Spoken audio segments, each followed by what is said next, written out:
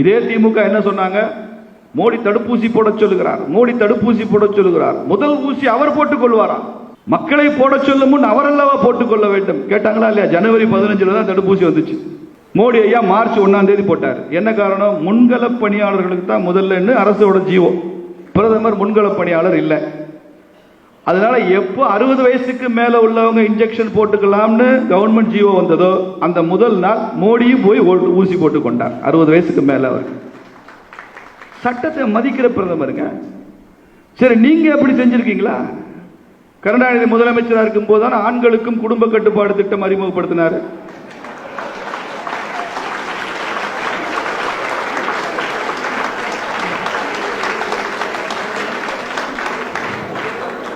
ஒரு நல்ல முதலமைச்சர் என்ன செஞ்சிருக்கணும்?